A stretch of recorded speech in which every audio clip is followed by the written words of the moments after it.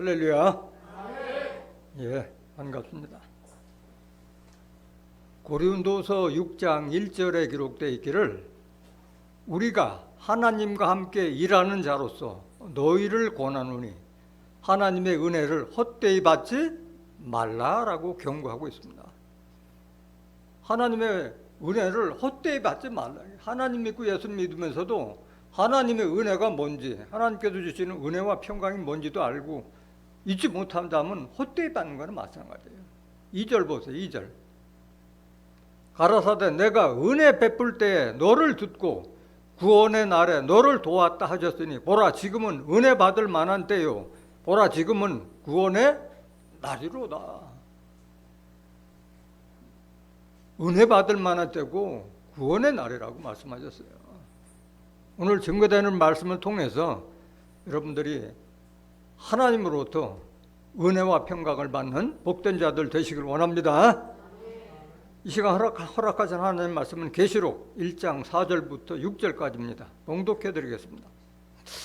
요한은 아시아에 있는 7 교회에 편지하노니 이제도 계시고 전에도 계시고 장차 오실 이와 그 보좌 앞에 7 영과 또 충성된 증인으로 죽은 자들 가운데서 먼저 나시고 땅의 임금들의 머리가 되신 예수 그리스도로 말미암아 은혜와 평강이 너에게 있기를 원하노라. 우리를 사랑하사 그의 피로 우리 죄에서 우리를 해방하시고 그 아버지 하나님을 위하여 우리를 나라와 제사장으로 삼으신 그에게 영광과 능력이 세세토록 있기를 원하노라. 아멘.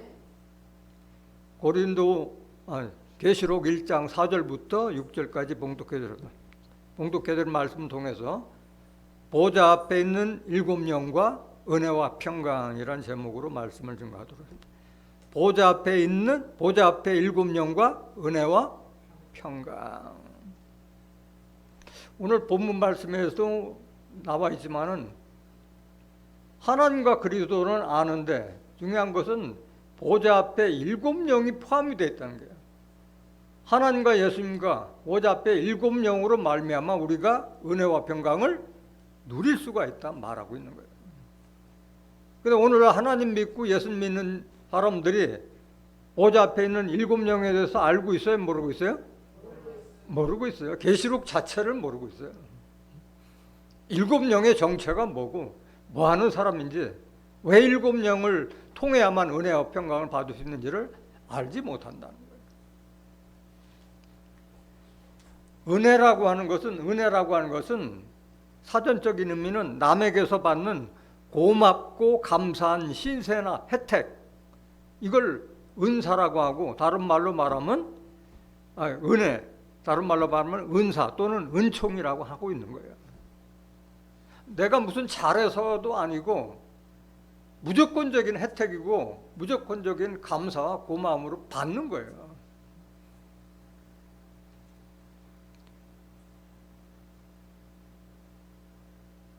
이것은 하나님께서 그럼 하나님의 은사는 도대체 뭐냐? 하나님께서 우리에게 주시고자 하는 은사가 뭐냐?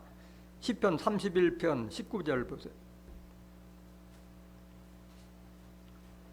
주를 두려워하는 자를 위하여 쌓아두신 은혜, 곧 인생 앞에서 죽게 피하는 자를 위하여 베푸신 은혜가 어찌 크리인지 이거 깨달아라 이거예요. 이거 하나님의 은혜가 뭔지. 하나님을 두려워하는 자를 위하여 쌓아두신 은혜가 있다 이게야. 인생 앞에서 여러분들 다 인생에 다 노출돼 있잖아요. 여러분들을 마음에 상처를 주고 여러분들을 잡아뜨리고 넘어뜨리고 신앙을 파괴시킨다들 다 사람들이잖아요. 다 죽게 피하는 자를 위하여 베푸신 은혜가 어찌 큰지요. 이거 깨달아야. 이게 뭐냐. 20절 주께서 저희를 주의 은밀한 곳에 숨기사 사람의 꾀에서 벗어나게 하시고 비밀이 장막에 감추사 구설의 다툼에서 면하게 하시리이다. 그러니까 하나님을 잘 믿는 자들은 구설수에 휘말리지 않는 거예요. 여러분들 오늘 매스컴 보세요. 맨날 막 즐겨 먹고 싸우고 하잖아요. 집안 내에서 계속 있고 조용할 날이 없어. 정말 날이. 왜 하나님의 장막에, 하나님의 말씀의 장막 안에 감추인 자들은 그런 구설에 다투면서 면케하는 그런 지혜를 주시는 게 하나님께서. 그게 하나님의 은혜예요. 우리가 받을 은혜예요. 그러면 이런 은혜를 누구에게 주시냐? 하나님은 정직한 자와 겸손한 자에게 하나님께서 은혜 주시는 거예요. 시편 84편 11절. 여러분들 많이 봤지만은 이 말씀을 제대로 이해 못하고 있어요. 여호와 하나님은 해요 방패시라. 다 보호하고 지켜주는 해와 같고 방패와 같다 이게야. 우리에게 빛을 주시고 모든 악한 자들부터 막아주시는 방패다 이게야. 여호와께서 뭘 주시며? 은혜도 주시고 영광과 화려함 다 주시는 거예요. 하나님께서. 정직히 행하는 자에게 좋은 것을 아끼지 아니할 것이 미니라. 하나님은 정직한 자를 위해서 방패가 되시고 그 정직한 자를 위해서 은혜도 베풀고 영광도 베풀어 주시는 거예요. 야고보서 4장 5절 보세요. 또 겸손한 자에게 은혜를 주신다고 그랬어요.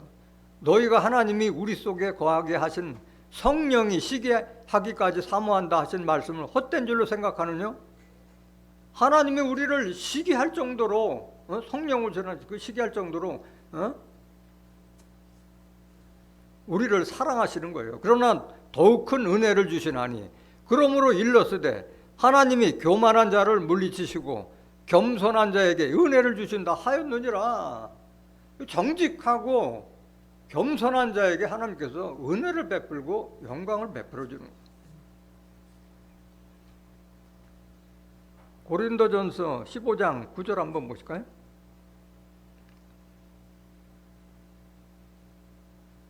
나는 사도 중에 지극히 작은 자라 내가 하나님의 교회를 핍박하였으므로 사도라 칭함을 받기에 감당치 못할 자로다. 누구예요? 사도 바울이 지금 이거 고백하는 거잖아요. 나는 사실 사도 받을 자격이 없다. 왜? 예수 믿는 자들을 잡아 죽이는데 앞장섰던 자였기 때문에 내가 사도라 칭함을 감당치 못할 자로다. 그런데 내가 사도 된 것은 하나님의 은혜로 된 것이다 말하는 게요. 10절 보세요. 그러나 나 된 것은 하나님의 은혜로 된 것이니 내게 주신 그의 은혜가 헛되지 아니하여 내가 모든 사도보다 더 많이 수고하였으나 내가 아니요 오직 나와 함께 하신 하나님의 은혜로다. 그 지금 사도 바울보다 더 힘쓰고 애쓰고 목숨까지 바쳐서 한 그런 제자가 없었잖아요. 하나님의 은혜를 제대로 받은 사람이요. 이 사람이 바로 정직하고 겸손한 사람이기 때문에 그런 은혜를 주신 거예요. 사도 바울이. 하나님께서 우리에게 베푸신 가장 큰 은사가 뭐예요? 영생이요. 하나님께서는 우리를 가장 큰 은혜, 은사는 영생이요. 로마서 6장 23절 보세요.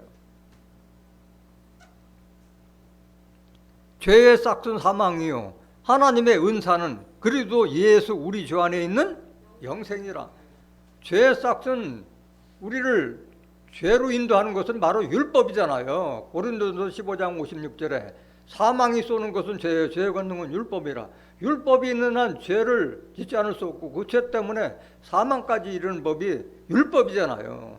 그러니까 율법은 끝까지 아무리 죽을 때까지 믿어도 영생이 아니라 사망이야. 사망.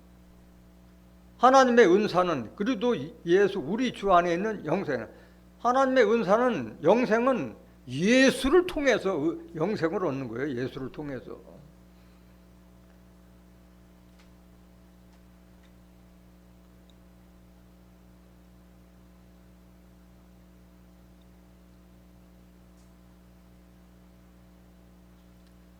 그 다음에 평강이라는 것은 뭐예요? 평강. 은사는 남으로부터 도움을 받는 신세나 혜택을 말하는데 평강은 마음의 평안함과 신체의 강건함이 평강이에요. 그 평강의 주체는 누구예요? 평강의 주체는 하나님이에요. 하나님. 여러분들이 평강하기 위해서는 하나님을 제대로 알아야 돼요. 하나님을. 또 예수님을 제대로 알아야 되고 또 7영도 알아야만이 은혜와 평강을 받을 수가 있는 거예요. 데살로니가전서 5장 23절 보세요. 평강의 하나님은 평강의 하나님이에요. 우리에게 평강을 주시기 위해서 존재하시는 분이에요. 친히 너희로 온전히 거룩하게 하시고, 우리를 하나님과 같이 거룩하게 만드는 것도 하나님이에요. 하나님. 왜? 우리에게 거룩하게 될 수는 말씀을 주셨잖아요. 요한복음 17장 17절에 저희를 진리로 거룩하게 하옵소서. 아버지의 말씀은 진리라. 진리의 말씀을 우리를 거룩하게 해주시는 분이 하나님이다. 하나님. 또 너의 온 영과 혼과 몸이 우리 주 예수 그리스도 강림하실 때 흠없게 보존되기를 원하노라. 여기 말하는 영은 내 영이요? 아니면 하나님의 영이요? 주와 합한 영을 말하는 거예요. 내 영은 다 쓸모가 없는 거예요. 내 영은 하나님의 영, 하나님. 로마서 8장 9절에 하나님의 영이 없으면 하나님의 사람도 아니고 그리스도의 영이 없으면 그리스도의 사람도 아니라고 그랬어요. 껍데기예요. 껍데기. 교회 다녀봐요. 껍데기예요. 영이 없으면. 그 영을 보존하는 거예요. 영을. 그러면 왜 하나님의 평강의 주체냐? 하나님께서 말씀 속에 평강을 다 감춰놓고 주신 거예요. 말씀 속에 있는 거예요. 여러분들이 마음에 평안하려면 하나님을 제대로 깨달으면 마음 평안하고, 하나님의 말씀을 깨달아 지키면 건강이에요. 그게 건강이에요. 시편 119편 165절 보세요. 여러분들 마음을 평안하려면 하나님을 제대로 알아야 돼요. 시편 119편 165절. 주의 법을 사랑하는 자에게는 큰 평안이 있으니 저에게 장애물이 없으리다. 하나님의 법, 하나님의 말씀을 사랑하는 자에는 큰 평안이 있어서 장애물이 없는 거예요. 인생에 장애물이 없다. 얼마나 감사한 일이에요. 응? 하나님의 말씀을 정말 사모하고 사랑해야 돼요. 말씀 속에 다 여러분들의 마음의 평안의 비결이 다 감춰져 있어요. 잠언서 4장 20절 보세요. 건강도 마찬가지예요. 하나님 말씀 속에 다 건강이 담겨져 있어요. 내 아들아, 내 말에 주의하면 나의 이르는 것에 네 귀를 기울이라. 그것을 내 눈에서 떠나게 말며 내 마음속에 지키라. 주의 법이나 하나님 말씀이 똑같은 말이잖아요. 22절. 그것을 얻는 자에게 생명이 되며 그 온 육체에 뭐가 됨이라? 이게 건강이요. 하나님 말씀 속에 마음의 평안도 있고, 그 다음에 인내도 있고, 절제도 있고 있기 때문에 건강해지는 거예요. 에베소서 6장 10절에도 기록되어 있기를 정말로 형제들아 너희가 주 안에서와 그 힘의 능력으로 강건해지고, 하나님 안에, 예수님 안에 있을래, 그 말씀 안에 있을 때 또 말씀의 힘의 능력으로 우리가 강건해지는 거예요. 강건해지는 거예요. 이사야서 40장 28절에서 31절에도 하나님은 피곤하지 않은 분이 아니에요. 무능한 자에게 지혜를, 피곤한 자에게 힘을 더해 주셔가지고 독수리같이 하나님을 사랑한 자는, 사모한 자는 독수리같이 힘을 주신다 말씀하신 거예요.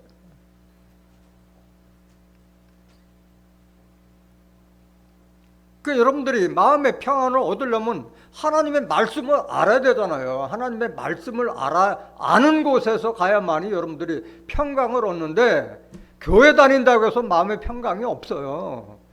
하나님께서 택하신 곳에 가서 말씀 듣지 않으면 평안 없는 거예요. 제 말이 아니라 성경이 그걸 알려주고 계시는 거예요. 시편 72편 1절 보세요. 하나님이여 주의 판단력을 왕에게 주시고 주의 의를 왕의 아들에게 주소서. 저가 주의 백성을 의로 판단하며 주의 가난한 자를 공의로 판단하리니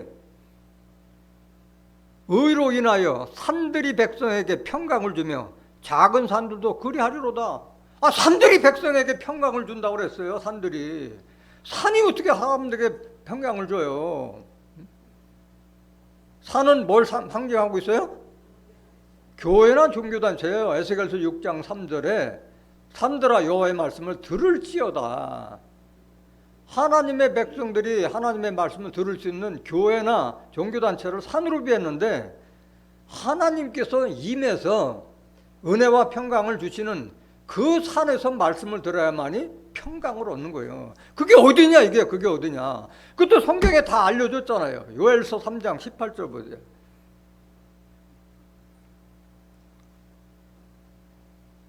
16절. 요엘서 3장 16절. 나 여호와가 시온에서 부르짖고 예루살렘에서 목소리를 발하리니 하늘과 땅이 진동되리로다. 그러나 나는 내 백성의 피난처 이스라엘 자손의 산성이 되리로다. 하나님 백성의 피난처가 되고 보호해주는 산성이 어디예요? 바로 시온과 예루살렘. 하나님께서 임하신 시온과 진리의 성읍 예루살렘이 피난처가 되고 산성이 된다 말씀하신 거예요. 17절. 그런즉 너희가 나는 내 성산 시온에 가는 너희 하나님 여호와인 줄 알 것이라.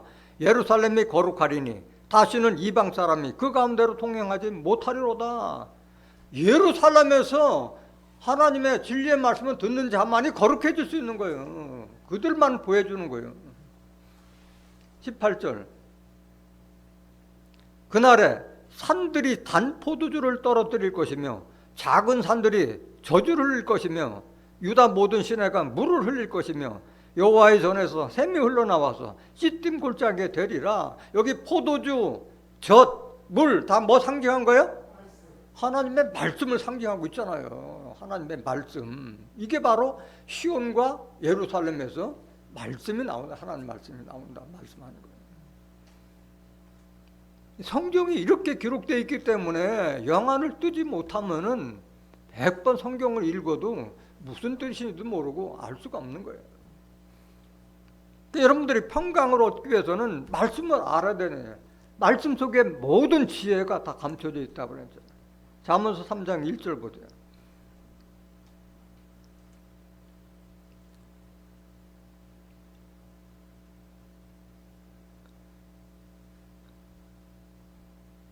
내 아들아 나의 법을 잊어버리지 말고 내 마음으로 나의 명령을 지키라. 하나님 말씀 좀 제대로 좀 지키라. 그리하면 그것이 너로 장수하여 많은 해를 누리게 하며 평강을 더하게 하라.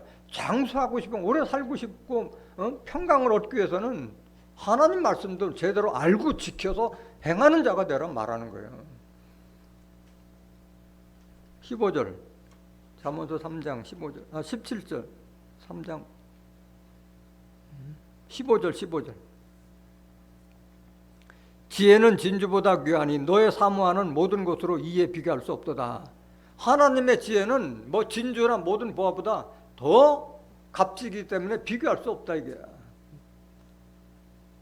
지혜는 잠언서 9장 10절에 여호와를 경외하는 것이 지혜의 근본이라고 그랬어요. 근본.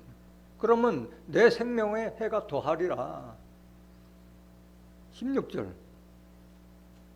그 우편손에는 장수가 있고 좌편손에는 부귀가 있나니. 그 하나님의 말씀의 지혜를 깨달은 자에게는 우편에는 장수가 있고 좌편에는 부귀가 있고, 오래 살고 부귀영화를 누리면 더 바랄 게 없는, 이게 천국 아니겠어요 이게? 17절. 그 길은 즐거운 길이요 그 첩경은 다 뭐야? 평강이라. 첩경이라는 것은 지름길을 말하는 거예요. 지혜를 주니까 삥 돌아가지 않고 지름길을 알려주는데 그 길 가더라도 다 하나님께서 평탄케 지켜주신다. 평강이에요. 지름길을 가더라도 다 장애물 없애준다 말하는 거예요.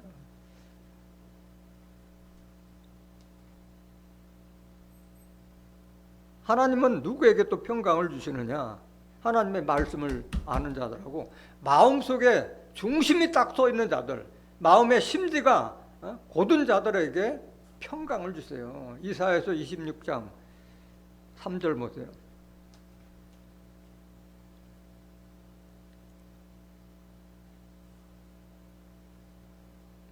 주께서 심지가 견고한 자를 평강의 평강으로 지키시리니 이는 그가 주를 우려함이니라.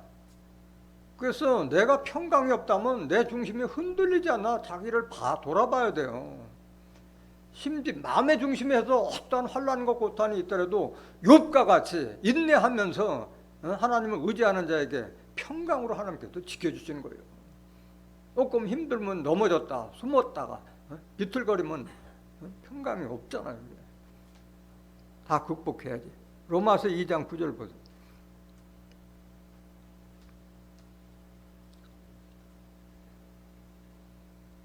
악을 행하는 각 사람의 영에게 환난과 곤고가 있으리니 첫째는 유대인에게요, 또한 헬라인에게며. 그 악을 행하는 자에게는 평강이 있어요, 없어요? 그냥 악을 행하는 자는 결국은 환난과 곤고만 받는 거예요. 그게 뭐 유대인이든 헬라인이든 이방이든 상관없이 다 악을 행하는 자는 다 평강이 없다.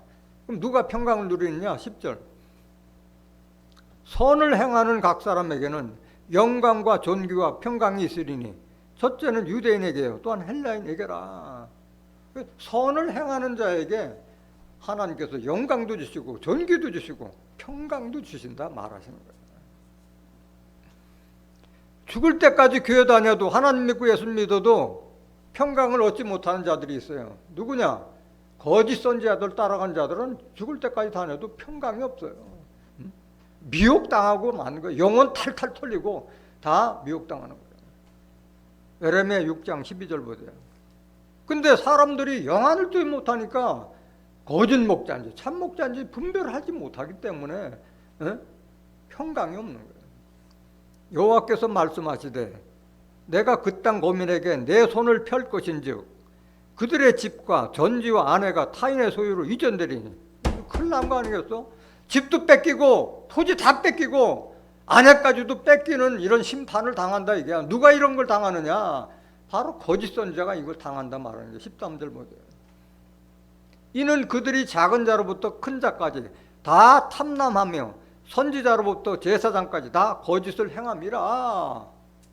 탐남이라는 것은 욕심이 지나쳐가지고 아주 가증스러운 자들이에요. 겉으로는 양의 옷을 입고 나오나 속으로는 이리의 마음을 가진 자들, 예수님께서 말씀하는 거짓 선지자들. 선지자부터 제사장까지. 제사장은 오늘날 목사나 신부잖아요. 다 뭐 한다? 거짓을 하고 있대요. 거짓을 하고. 그런 자들은 결국 하나님께서 다 토지, 전답, 집, 아내 다 빼앗긴다 말씀하시는 거예요. 14절.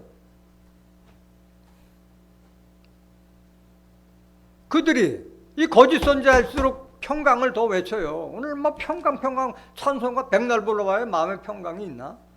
그들이 내 백성의 상처를 심상히 고쳐주며 말하기를 평강하다 평강하다 하나 평강이 있다 없다? 없어. 육신적으로는 뭐 껌빗하면 신방 가서 얼음 만져주고 하지만은 그때뿐이요. 또 신방 가면 또 그냥 빈손으로 안 오잖아요. 또 사례금 주고 하잖아요.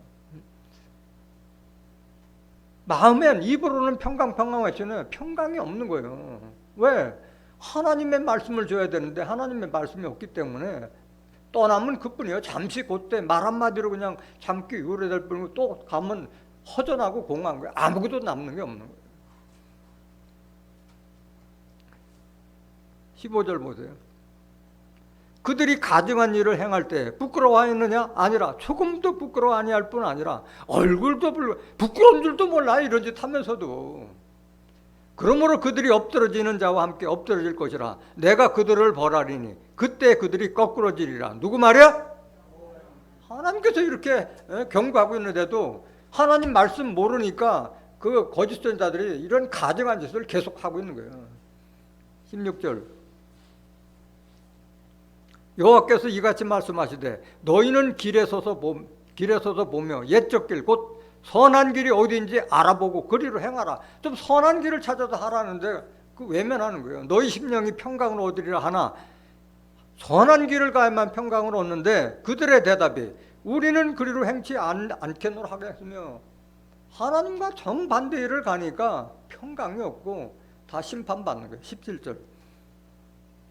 내가 또 너희 위에 파수꾼을 세웠으니 나팔 소리를 들으라 하여나 그들의 대답이 우리는 듣지 않겠노라 하였노라. 지금 제가 나팔을 불어도 우리는 듣지 않겠다 말하는 거예요.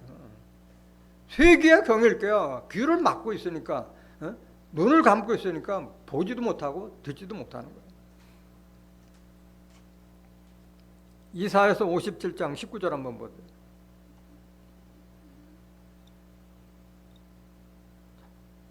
입술의 열매를 짓는 나 여호와가 말하노라.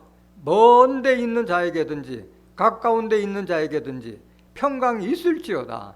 평강이 있을지어다. 내가 그를 고치려 하셨느니라. 입술의 열매, 하나님의 말씀에 깨달아서 하나님을 찬양하고 또 하나님을 알려주는 입술의 열매를 짓는 자에게 평강이 있을 것이라 말하는 거예요. 여러분들이 지혜로운 입술을 가져야 되잖아요. 20절. 오직 악인은 능히 안정치 못하고 그 물이 진흙과 더러운 것을 늘 솟아내는 요동하는 바다와 같으리라. 악인들은 계속 이렇다 이게야. 진흙과 더러운 것을 늘 솟아내는 요동하는 바다와 같다 이게 악인들은. 21절. 내 하나님의 말씀에 악인에게는 평강이 없다. 악인에게는 평강이 없어요. 선을 쫓지 않고 악을 행하는 자에게는 평강이 없다. 악이라니까 뭐 살인, 절도 이게 말하고 있는데 악은 에레미야 2장 13절에 하나님을 버리는 것이 악이요 고통임을 알라. 말씀 버린 자들, 말씀 알면서도 말씀대로 행하지 않는 자들이 바로 악한 자들이에요. 악한 자들. 내 마음에 평강이 없다면 한번 자기를 돌이켜봐야 돼요. 본문 말씀 보시겠습니다. 그래서 이 은혜와 평강을 받기 위해서는 바로 하나님과 예수님과 보좌 앞에 있는 7명을 통해서 이 은혜와 평강을 받을 수 있다. 그렇게 본문에 지금 증거하고 있는 거예요. 계시록 1장 4절 보세요. 계시록 1장 4절. 요한은 아시아에 있는 7교회에 편지하노니 이제도 계시고 전에도 계시고 장차 오시리와 그 보좌 앞에 있는 7명과 또 충성된 증인으로 죽은 자들 가운데서 먼저 나시고 땅의 임금들의 머리가 되신 예수 그리스도로 말미암아 은혜와 평강이 너에게 있기를 원하노라. 우리를 사랑하사 그의 피로 우리 죄에서, 이건 조금 이따. 자, 은혜와 평강은 4절 다시 보세요. 요한은 아시아에 있는 7교회에 편지하노니 이제도 계시고 전에도 계시고 장차 오시리는 누구예요? 하나님이잖아요. 하나님. 요한복음 계시록 1장 8절 보세요.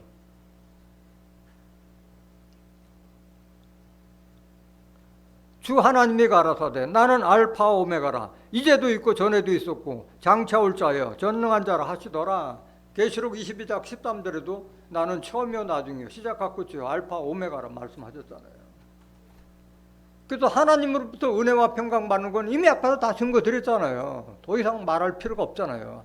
하나님의 평강해 줄 때는 하나님이고 하나님의 은사는 영생이라고 말씀드렸잖아요. 계시록 1장 4절 보세요. 다시.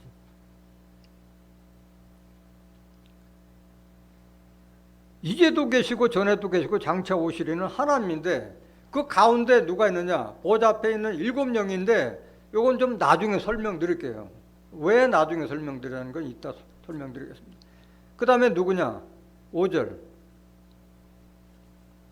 또 충성된 증인으로 죽은 자들 가운데서 먼저 나시고 땅의 임금들의 머리가 되신 예수 그리스도로 말미암아 은혜와 평강이 너에게 있기를 원하노라. 하나님과 예수님으로 말미암아 우리가 은혜 평강 받는 거는 알겠는데 보좌 앞에 있는 7명이 왜 중간에 껴있느냐 말하는 거예요.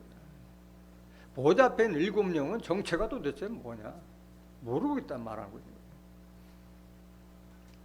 그럼 먼저 예수님에 대해서만 성경에 기록된 말씀만 조금 더 보충 설명드리겠습니다. 충성된 증인이라는 것은 예수님이 바로 하나님에 대한 충성된 증인이었잖아요. 계시록 3장 14절 보세요.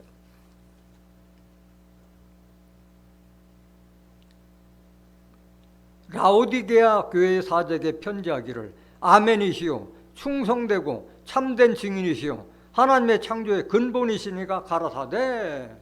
창조의 근본이시니가 누구예요? 예수님. 골로새서 1장 15절부터 기록되어 있잖아요. 만물이 그에게 창조됐다. 그를 위해서 창조됐다고 그랬잖아요. 예수님은 하나님의 형상이고 그로부터 만물이 창조됐다고 23절까지 기록되어 있어요. 그 참성된 증인이시오. 또 5절 다시 보세요.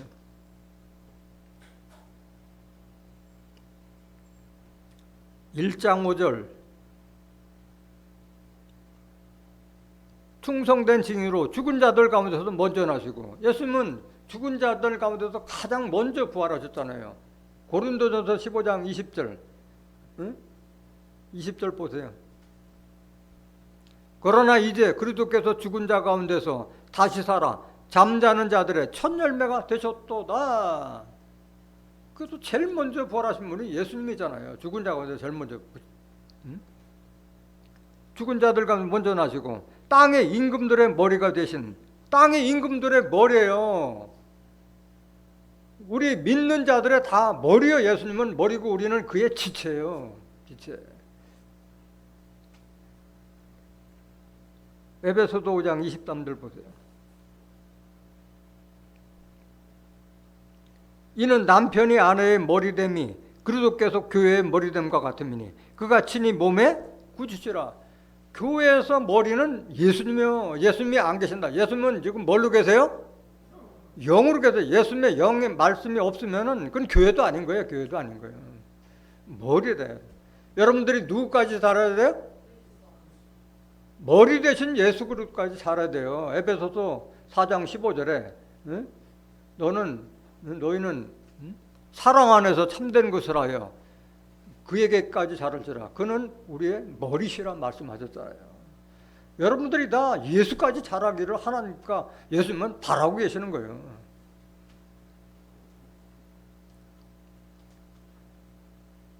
세상에 쉬운 일이 없잖아요. 하나님도 예수님도 그렇게 많은 사람 가운데 하나님께서 은혜와 평강 주시는 사람들은 뭔가 다를 만큼 열심히 한 사람한테 그런 은혜와 평강 주는 것은 당연한 거 아니겠어요? 왜 그러면 예수로부터 은혜와 평강을 받게 되느냐? 하나님께서 은혜와 평강을 담긴 그 진리의 말씀을 누구에게 주셨어요? 예수님께서 다 주셨잖아요. 모든 걸 다 주셨잖아요. 영생의 축복까지도 예수님께 다 주셨잖아요. 은혜와 진리의 말씀을 다 예수님께서 주신 거예요. 요한복음 1장 14절 보세요. 말씀이 육신이 되어 우리 가운데 거하심에 우리가 그 영광을 보니 아버지의 독생자의 영광이요 은혜와 진리가 충만하더라. 예수님은 하나님의 말씀이 합쳐서 하나님과 하나가 된 사람이에요. 그래서 예수님의 말은 하나님의 말이에요. 은혜와 진리가 충만하기 때문에 그래서 예수님 믿는 거예요. 요한복음 1장 17절에도 율법은 모세로 말미암은 것이요 은혜와 진리는 예수 그리스도 말미암은 것이라. 이렇게 기록되어 있는데 오늘날 이 은혜와 평강 누리지 못하는 자들은 예수 믿지 않고 다 모세에게 준 율법 믿는 자들이에요. 율법 믿는 자들. 은혜와 평강이 없어요.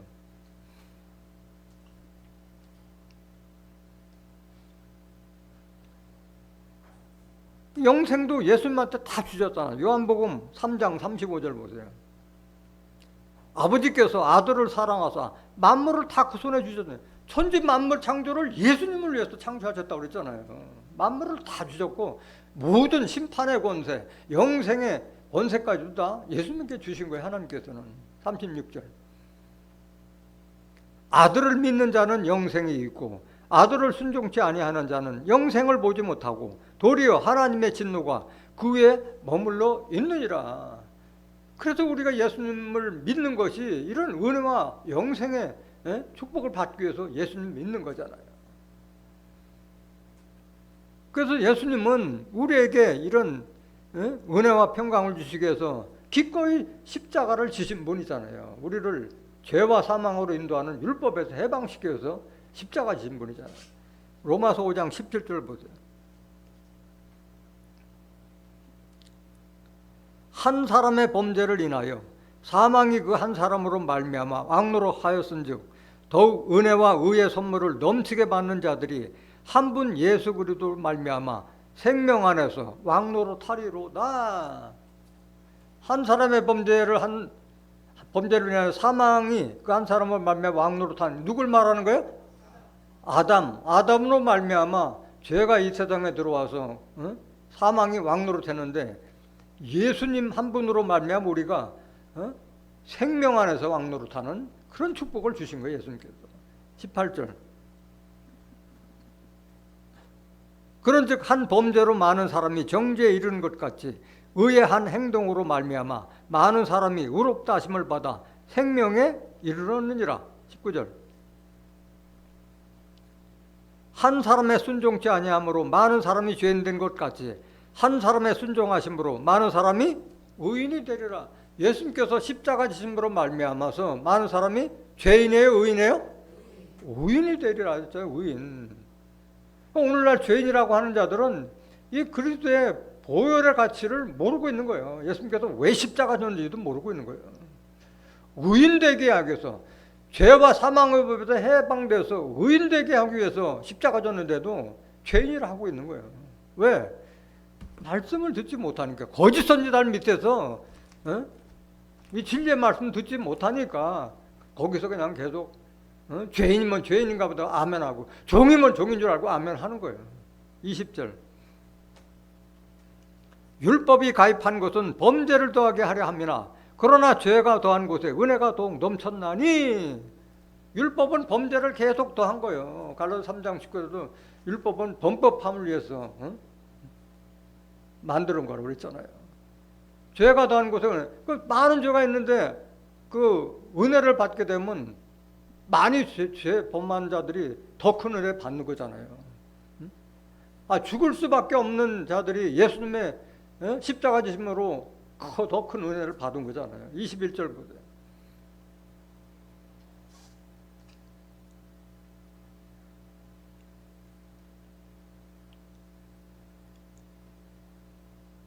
로마서 5장 21절. 왜 달고 또 이는 죄가 사망 안에서 왕노로 탄 것 같이 은혜도 또한 의로 말미암아 왕노로 타여 우리 주 예수 그리스도 말미암아 영생에 이르게 하려 함이라. 이게 예수님의 은혜요. 이게. 그 영생은 죄인이 받아요, 의인이 받아요? 의인이 영생 축복 받는 거예요. 마태복음 25장 46절에도 죄인들은 영벌에, 의인들은 영생에 들어가리라고 말씀하셨잖아요. 의인들이 받는 거예요, 의인들이. 골로새서 3장 15절 보세요. 그리스도의 평강이 너희 마음을 주장하게 하라. 평강을 위하여 너희가 한 몸으로 부르심을 받았나니 또한 너희는 감사하는 자가 되라.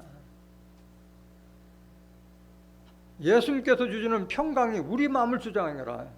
평강은 하나님의 말씀 속에 있다고. 예수님은 하나님의 말씀을 우리에게 대언해 주신 분이었잖아요. 평강을 위하여 너희가 한 몸으로 부르심을 받았나니. 그래서 여러분들이 말씀을 받은 자는 감사하는 자가 되라 말씀하시는 거예요. 은혜와 평강의 축복을 받을 수 있는 진리의 말씀을 여러분들이 받고 있잖아요. 감사하는 자에게 은혜와 평강이 임한다 말합니다. 그런데 지금 현재 하나님과 예수님으로 말미암아 은혜와 평강을 우리가 받게 된 걸 알겠는데, 그럼 중간에 보좌 앞에 있는 일곱 영은 도대체 뭐냐? 왜 보좌 앞에 있는 일곱 영으로 말미암아 은혜와 평강을 받게 되느냐? 하나님과 예수님은 족한데 왜 일곱 영이 들어가느냐? 그건 뭐예요? 왜 그래요? 하나님 지금 뭘로 계세요? 말씀으로 계시고 영으로 계시잖아요. 요한복음 1장 1절에 하나님은 말씀으로 계시고, 요한복음 4장 24절에 영으로 계시. 영이나 말씀이나 같은 말이잖아요.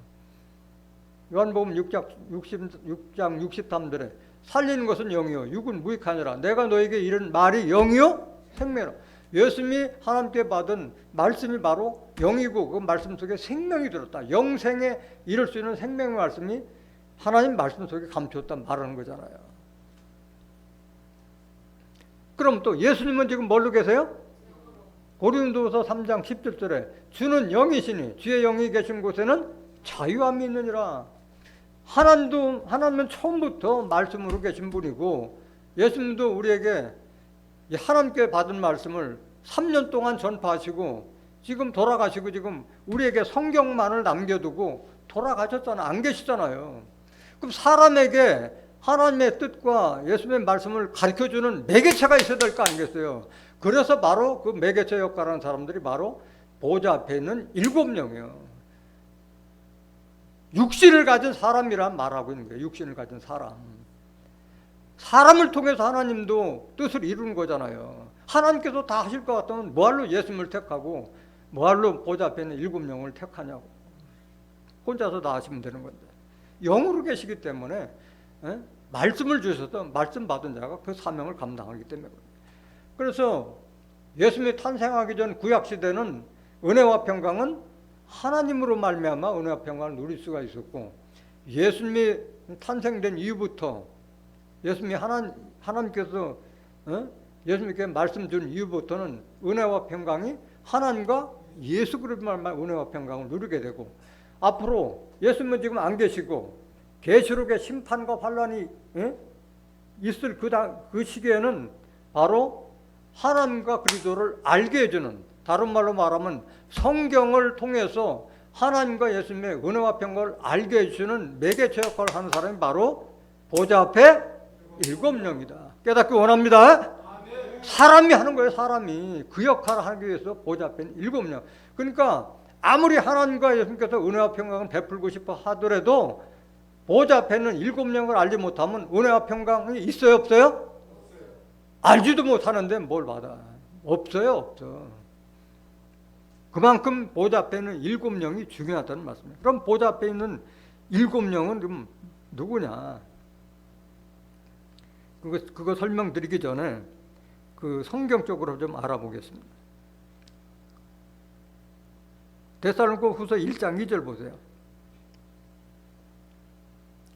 하나님 아버지와 주 예수 그리스도로부터 은혜와 평강이 너에게 있을지어다. 그래서 이건 로마서부터 시작해서 빌레몬서까지 다 보면 앞에 1장 1절이나 2절에 보면 다 하나님 아버지와 주 예수 그리스도로부터 은혜와 평강이 너에게 있을지어다. 사도 바울이 다 그걸 서두에 그 말을 하고 시작해요. 다 성경 여러분들이 다 한번 살펴보세요. 로마서, 고린도전서, 고린도후서, 데살로니가전서, 전후서 다 그 말이 다 들어가 있어요. 그럼 사도 바울만 그런 말 했느냐? 베드로 똑같은 말 했어요. 베드로서 1장 2절 보세요. 하나님과 우리 주 예수를 알므로 은혜와 평강이 너에게 더욱 많을지어다. 은혜와 평강은 누구를 알아야 돼? 하나님과 주 예수를 알아야 되는데 하나님과 주 예수는 영으로 계시기 때문에 그분들을 알려줄 수 있는 매개체가 바로 보좌 앞에 7명이다. 그 말하고 있는 거예요. 이거 알려줄 사람이 있어야 되잖아요. 요한복음 17장 3절 보세요. 영생은 곧 유일하신 참 하나님과 그의 보내신 자 예수 그리스도를 아는 것이라고 그랬는데 하나님과 예수를 알려주기 위해서는 말씀을 알려줘야 될 거 아니에요. 하나님은 말씀으로 계시고 영으로 계시고 예수님도 요한복음 5장 39절에 너희가 성경에서 영생을 얻고자 이 성경을 상고한 거니와 이 성경이 내게 대하여 예수에 대해 증거하는 것이라는데 성경을 알려줘야지 영생할 거 아니겠어요. 오늘날 예수 믿는 사람들이 영생에 대한 섭리를 알지 못하잖아요. 그래서 보좌 앞에 있는 7명이 필요한 거예요. 그럼 보좌 앞에 있는 7명의 정체에 대해서 성경에 기록된 내용을 통해서 알아보겠습니다. 계시록 4장 5절 보세요.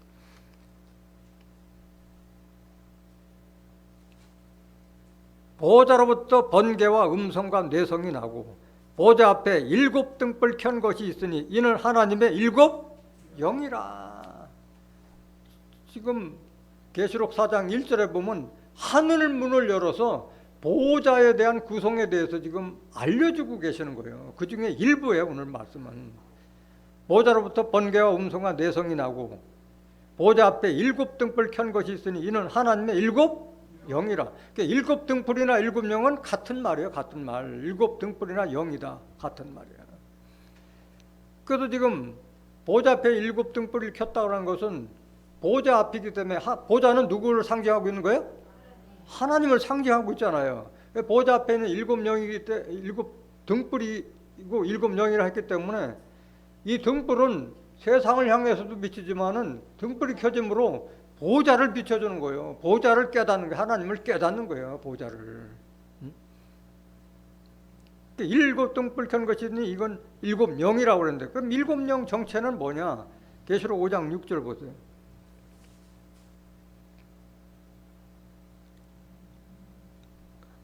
내가 또 보니 보좌와 네 생물과 장로들 사이에 어린 양이 섰는데 일찍 죽임을 당한 것 같더라.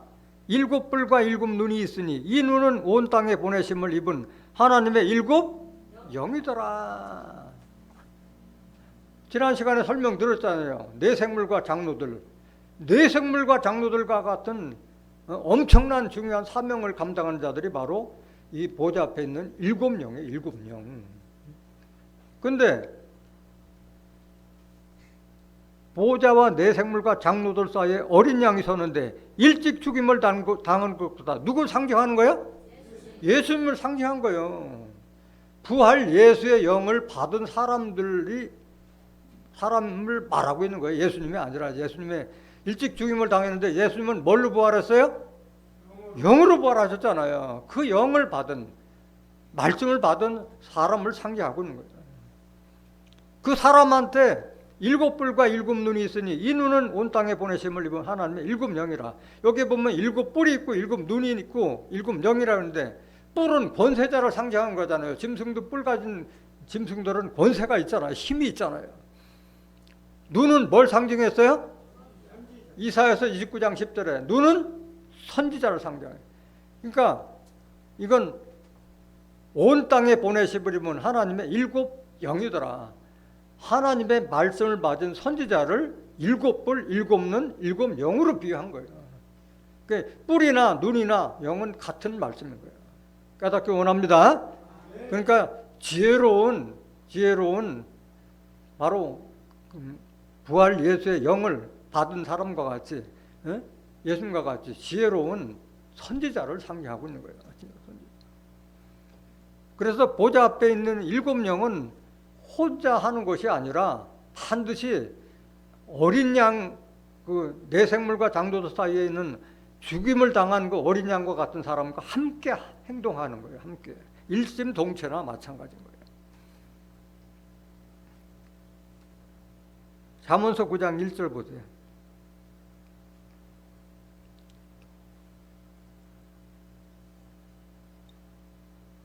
지혜가 그 집을 짓고 일곱 기둥을 담고. 지혜가 어떻게 집을 져요? 지혜를 가진 자가 하나님 성전 건축하고 성전에 기둥이 될 수 있는 사람들이 바로 일곱 영, 일곱 눈을 상징하고 있는 거예요. 그럼 이분이 누구냐? 바로 계시록 1장 13절 보세요. 촛대 사이에 인자 같은 이가 발에 끌리는 옷을 입고 가슴에 금띠를 띠고 13절 다시 보세요. 13절. 촛대 사이에 인자 같은 이가 발에 끌리는 옷을 입고 가슴에 금띠를 띠고 하겠는데 지금 일곱 금촛대 사이에 인자 같은 이가 왔다는데 인자 같은 이를 알아야 돼요. 예수님은 인자예요? 인자 같은 이예요? 예수님은 당신을 인자라고 했잖아요. 요한복음 6장 27절에 썩는 양식을 위하여 일하지 말고 영생하는 양식을 일하라. 이 양식은 인자가 너에게 주리니 인자는 아버지 하나님의 인치인자니라. 예수님은 인자예요. 그런데 인자 같은 이라는 것은 예수의 예수가 아니에요? 예수는 아니에요. 그런데 인자 같다, 예수와 같다. 뭐가 같으냐? 예수와 같이 하나님의 말씀은 영이 같다. 또 예수와 같은 사명이 같다. 그 사명을 받은 자가 바로 인자 같은 이야. 발에 끌리는 옷을 입었다는 것은 하나님의 말씀으로 전신갑주했다는 거고 가슴에 금띠를 떼었다는 것은 왕권을 받았다는 그런 내용이에요. 14절. 그 머리와 털의 희기가 흰 양털 같고 눈 같으며 그의 눈은 불꽃 같고. 머리와 털의 희기가 뭐 그런 흰머리, 이를 가지고 나타난 것이 아니라 그만큼 영혼과 양심이 깨끗한 것을 이렇게 비유로 말씀하신 거예요. 눈은 불꽃 같다는 것은 하나님의 뜻을 이룰 사명감에 불타기 때문에 눈이 불꽃같이 부리부리한 거예요. 부리부리한 거. 15절.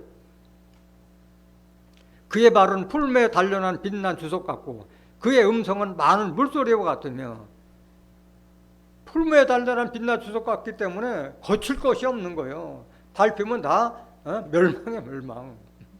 단단한 발을 가지고 있기 때문에.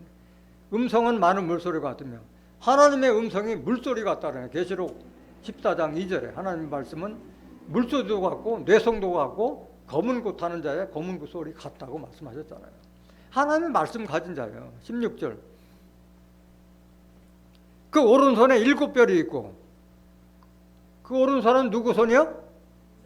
인자 같은 이의 오른손에 7별이 있고, 앞에서 설명드리지만 7뿔, 7눈, 7령, 7별은 다 한 사람을 상징하는 거예요. 한 사람을 상징하는 거예요.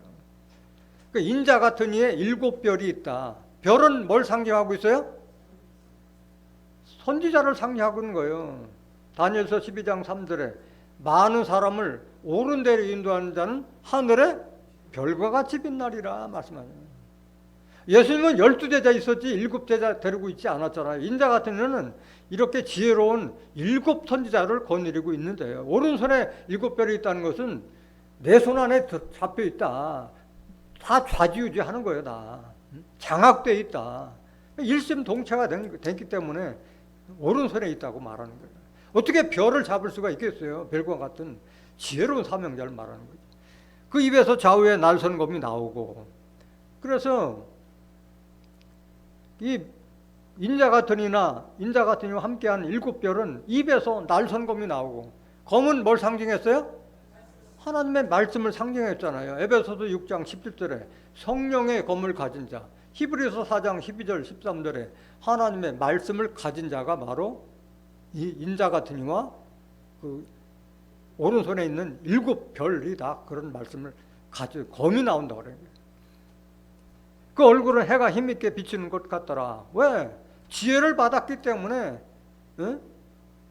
예수님께서 변화산상에 올라갔을 때 바로 얼굴이 해같이 빛나고 옷이 빛과 같이 휘어졌다고 했던 예수님과 같은 힘 있는 모습으로 나타나는 거예요. 그래서 보좌 앞에 있는 7영은 반드시 인자 같은 이와 함께한 그 7 선지자라는 것을 깨닫기를 원합니다. 그 앞에는 그 인자 같은 이는 빠져 있지만은 7영은 항상 주체가 되는 사람이 인자 같은 걸 깨달아야 돼요. 그래서 이건 계시록에만 예언된 것이 아니라 많은 선지자에게도 같은 말씀을 다 증거 드렸어요. 스가랴서 3장 9절 보세요. 이거 16절, 그 17절부터 봐야지만 조금 이해가 되겠다. 계시록 1장 17절. 내가 볼 때에 그 발 앞에 엎드려져 죽은 자 같이 되매 그가 오른손을 내게 얹고 가라사대 두려워 말라. 나는 처음이요 나중이니 곧 산자라. 내가 전에 죽었었노라. 보좌 앞에 있는 내 생물과 장도들 사이에 어린 양이 섰는데 일찍 죽임을 당한 것 같더라 하는 게 바로 여기 인자 같은 이에요. 인자 같은 이. 곧 산자라. 내가 전에 죽었소노라. 볼지어다 이제 세세토록 살아있어. 사망과 음부의 열쇠를 가졌느니. 천국 열쇠뿐만 아니라 사망과 음부에 쳐넣을 수 있는 열쇠까지도 가진 분이 바로 인자가 심판의 권세를 가졌다는 말씀인 거예요. 19절. 그러므로 내 본 것과 이제 있는 일과 장차될 일을 기록하라. 네 본 것은 내 오른손에 7별의 비밀과. 이게 핵심이야. 네가 사도요한이 네가 본 것은 인자 같은 이의 오른손에 7별의 비밀과 7 금초대라. 7별은 7교회의 사자요. 아시아에 있는 7교회의 사자를 지금 7별로 비했고 7촛대는 7 교회를 상징하고 있는 거예요. 교회를. 촛대에 불이 들어와 있지 않으면 그건 의미가 없는 거예요. 촛대 사명을 감당하는 자들이 바로 일곱 영, 일곱 눈, 일곱 뿔, 일곱 별 말하고 있는 거예요. 스가랴서 3장 9절 보세요.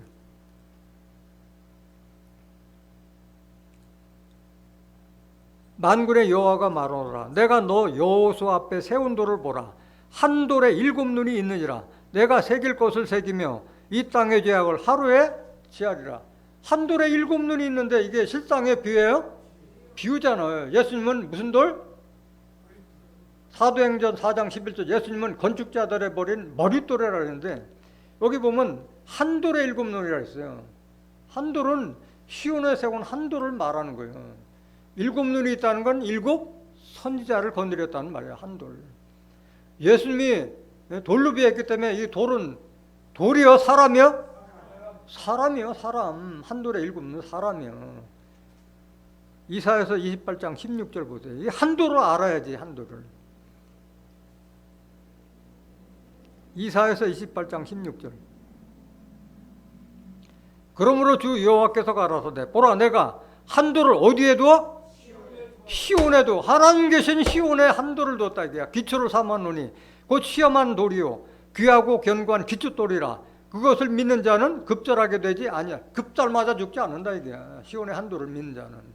그 시온에 세운 한 돌, 예수님과 같은 사명을 가진 한 돌 위에 안에 일곱 눈이 있다 이게. 일곱 눈이. 그 한 돌과 일곱 눈의 사명은 뭐냐? 스가랴서 3장 10절 보세요.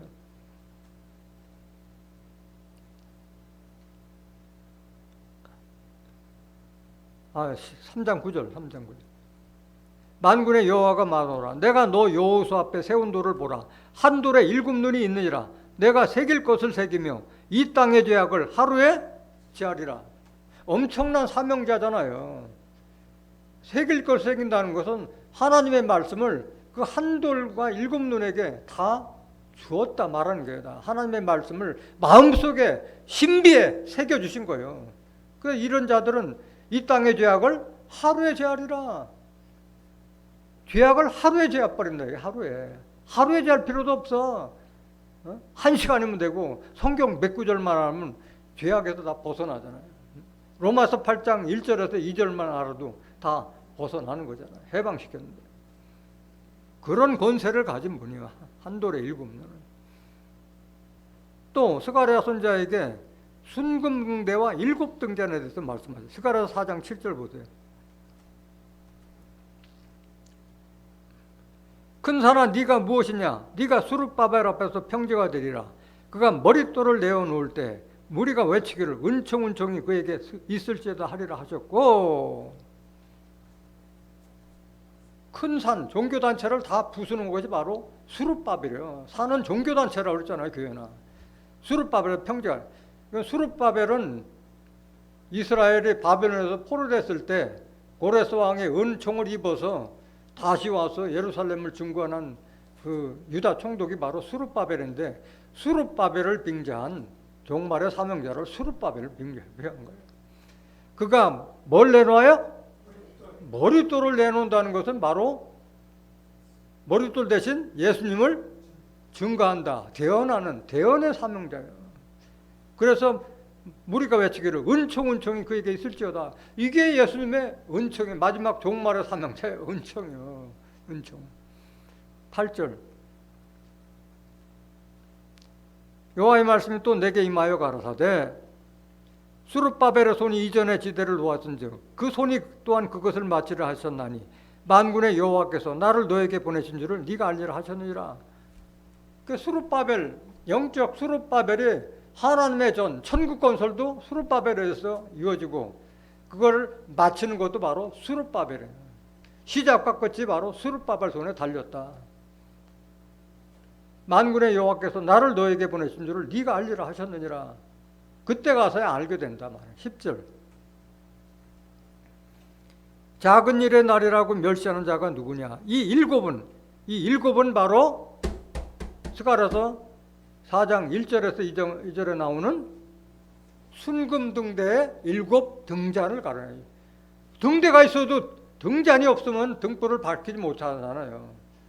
그래서 순금 등대 안에 7등잔이나 한돌에 7눈이나 지혜 7기둥이나 7뿔, 7눈, 7령 다 똑같은 걸 상징하고 있는 거예요.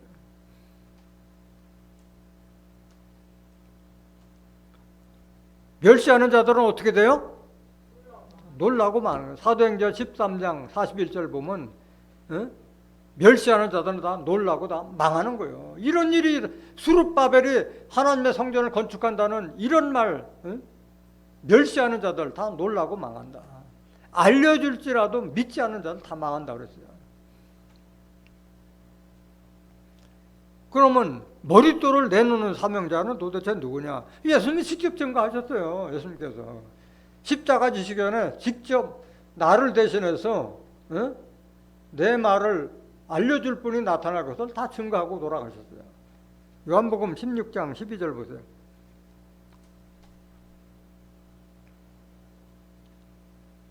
내가 아직도 너에게 이를 것이 많으나 지금은 너희가 감당치 못하리라. 아니 알려줄 것을 얼마나 많아요. 창세부터 감춘 것을 다 드러내려고 했는데 십자가를 져야 되는데 알려줘 봐야 내가 지금은 너희들이 깨닫지 못하고 감당하지 못한다. 13절. 그러나 진리의 성령이 오시면 누가 오시면? 진리의 성령이 오시면 그가 너희를 모든 진리 가운데로 인도하시리니 진리 성령이 오실 때 예수님에 대한 그 진리의 말씀을 모든 진리 창세부터 계시록까지 다 알려준다. 그가 자유로 말하지 않고 오직 듣는 것을 말하시며 장래일을 너에게 알리시리라. 여기 그는 영이요 사람이요? 진리의 성령을 받은 사람을 상징하는 거예요. 사람이 알려주는 거지 영이 어떻게 알려줘요. 듣는 것을 말하는 거예요. 하나님으로부터 예수님도 영적으로 듣는 것을 말하고 장래에 이루어질 계시록의 섭리까지 다 알려주신 분이 바로 진리의 성령이다. 14절. 그가 내 영광을 나타내리니 내 것을 가지고 너에게 알리겠습니다. 그 진리의 성령은 예수님의 영광을 나타내고 예수님의 말씀을 대신 전달해 주는 분이에요. 대언자예요. 대언자. 예수 것을 가지고 알려주는 분이에요. 15절. 무릇 아버지께 있는 것은 다 내 것이라. 그러므로 내가 말하기를 그가 내 것을 가지고 너에게 알리라 하였노라. 그 진리의 성령을 만나면은 예수님에 대해서도 하나님에 대해서도 알아요 몰라요? 다 알게 되는 걸 말하고 있는 거예요. 여러분들이 한번 생각해 보세요. 은혜와 평강은 성령 안에서 이루어진다고 그러는데 진리의 성령을 받지 못한 자가 무슨 은혜와 평강이 있겠어요? 로마서 14장 17절 한번 보세요.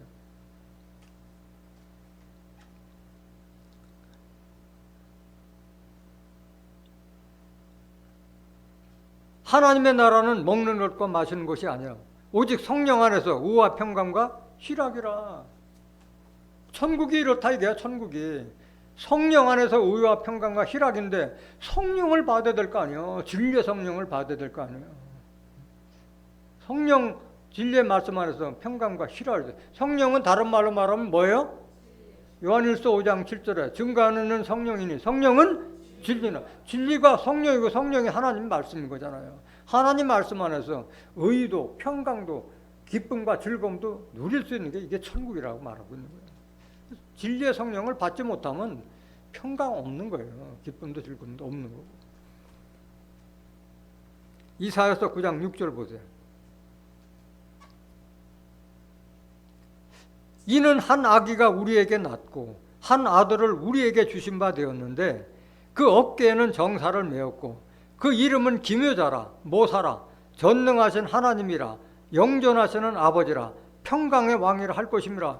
평강이 왕이 될 사람을 낳을 것을 이미 이사야 선지자가 오래전에 예수님 탄생 전부터 알려줬잖아요. 이 기묘자라는 것은 기이하고 묘한 사람이다. 놀라운 사람이다. 모사라는 것은 하나님의 모략을 이룰 일꾼을 모사라고 하는 거예요. 예수님이 아니에요? 예수님이 아니에요. 많은 사람들이 한 아기가 우리에게 낳고 한 아들을 우리에게 주신 바 되었다고 그러니까 예수를 착각하는데 예수님이 아니에요. 7절 보세요. 그 정사와 평강의 도함이 무궁하며 또 다윗의 위에 앉아서 그 나라를 굳게 세우고 자금 이후 영원토록 공평과 정의로 그것을 보존하실 것이라. 만군의 여호와의 열심히 이를 이루시리라. 예수님이 같았으면 벌써 이게 이루어졌어요? 안 이루어졌어요? 공평과 정의로 세운 나라가 굳건히 서지도 않았잖아요. 종말의 사명자를 말하고 있는 거예요. 종말의 사명자. 에레미야 23장 5절에 다윗에 있는 자를 왕으로 세운다고 말씀하셨잖아요. 에레미야 23장 5절 한번 보세요.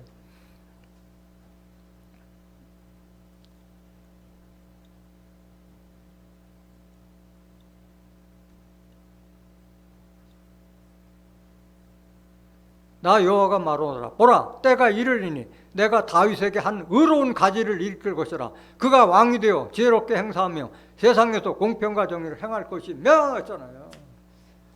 다윗에게 한 의로운 가지는 이사야서 11장 1절부터 5절에 나온 다윗의 뿌리인 예수로부터 나오는 가지 사명자, 하나님의 신을 받은 사명자를 지금 말하고 있는 거예요. 깨닫기 원합니다. 시간 관계상 더 자세하게 증거를 들을 시간 없습니다. 마지막 구절 보세요. 계시록 1장 5절 다시 한번 보세요. 또 충성된 증인으로 죽은 자들 가운데서 먼저 나시고 땅의 임금들의 머리가 되신 예수 그리스도 말미암아 은혜와 평강이 너에게 있기를 원하노라. 우리를 사랑하사 그의 피로 우리 죄에서 우리를 해방하시고 그 아버지 하나님을 위하여 우리를 나라와 제사장으로 삼으신 그에게 영광과 능력이 세세토록 있기를 원하노라. 중요한 것은 은혜와 평강은 하나님과 예수님 보좌 앞에 일곱 영으로 말미암는데 그걸 받을 자들은 제사장이 받는다 그 말하고 있는 거예요. 제사장 정신 똑바로 차리고 들으셔야 돼요. 계시록 5장 7절 보세요. 어린 양이 나와서 보좌에 앉으시니 오른손에 책을 취하시니라. 책을 취하시면 네 생물과 20다 장로들이 어린 양 앞에 엎드려 각각 검은고와 향이 가득한 금대접을 가졌으니 이 향은 성도의 기도들이라. 새 노래를 노라여 가로되 책을 가지시고 그 인봉을 떼기 합당하시도다. 일찍 죽임을 당하사 각 족속과 방언과 백성과 나라 가운데서 사람들을 피로 사서 예수님의 피로 사서 하나님께 드리시고 10절 저희로 우리 하나님 앞에서 나라와 제사장을 삼으셨으니 저희가 땅에서 왕노로 타리로다. 제사장들의 이 축복 받는 거예요. 제사장들. 그의 피로 우리를 해방했다는 거예요. 로마서 8장 1절 보세요. 그러므로 이제 그리스도 예수 안에 있는 자에게는 결코 정죄함이 없나니 이는 그리스도 예수 안에 있는 생명의 성령의 법이 죄와 사망의 법에서 너를 해방하였습니다. 죄와 사망의 법이 뭐예요? 율법. 고린도서 15장 56장. 율법에서 우리를 해방하였다. 왜? 제사장 삼기 위해서 죄에서 해방시켰다 말하는. 그러니까 오늘날 죄인이라고 하는 자들은 제사장 자격이 없는 자들이에요. 죄에서 해방도 못된 자가 무슨 제사장을 하고 있어요. 목사 자격도 없는 자들이요. 그런 자들은. 베드로전서 2장 4절 보세요. 사람에게는 버림바가 되었으나 하나님께는 택하심을 입은 보배로운 산돌이신 예수에게 나와 너희도 산돌같이 예수님 머릿돌과 같이 신령한 집 여러분들이 성전되고 예수 그리스도를 말미암아 하나님이 기쁘게 받으실 신령한 제사들이 뭐가 되라? 제사장이 되라. 이게 하나님과 예수님이 바라는 소망이에요. 우리에게 바라는 소망이에요. 그 제사장들은 어떤 축복을 받느냐? 은혜와 평강 그리스도로 더불어 1000년 동안 왕노릇하고 둘째 사망, 영원 심판도 받지 않고 영생의 축복을 누리는 자들이 바로 하나님과 그리스도의 제사장 된 자들이에요. 계시록 20장 4절 마지막 구절. 또 내가 보좌들을 보니 거기 앉은 자들이 있어 심판하는 권세를 받았더라. 이 보좌들 이런 권세는 네 생물과 24장로 또 보좌 앞에 7명 또 예수님의 12제자 좌편 2보좌 50보좌 앉은 자들을 말하고 있습니다. 또 내가 보니 예수의 증거와 하나님의 말씀을 인하여 목배를 받은 자 순교자들의 영혼들과 또 짐승과 그의 우상에게 경배하지도 아니하고 이마와 손에 그의 표를 받지도 않는 자들이 살아서 그리스도 더불어 몇 년 동안? 1000년 사는데 영생 못할 게 뭐 있겠어요. 5절 그 나머지 죽은 자들은 그 천년 자기 살지 못하더라. 이는 첫째 벌이라. 6절. 이 첫째 벌에 참여하는 자들은 복이 있고 거룩하도다. 둘째 사망이 그들을 다스리는 권세가 없고 도리어 그들이 하나님과 그리스도의 제사장이 되어 천년 동안 그리스도 더불어 왕노하리로다. 이 첫째 벌에 참여한 자들은 둘째 사망이 없어. 둘째 사망은 무슨 심판? 영원 심판. 계시록 20장 12절부터 15절에 기록된 영원 심판 안 받는다 이게. 영생이에요, 영생. 오늘 보좌 앞에 있는 7명의 정체를 깨달은 여러분들은 인자 같은 이의 오른손에 7별, 7눈, 7뿔, 7선지자와 함께한 그 말씀을 통해서 모두가 그리스도의 장성한 분량까지 이르러서 첫째 벌에 참여하는 존귀한 하나님의 자녀들이 되시기를 예수 그리스도로 이름으로 간절히 축원합니다. 말씀 마치겠습니다.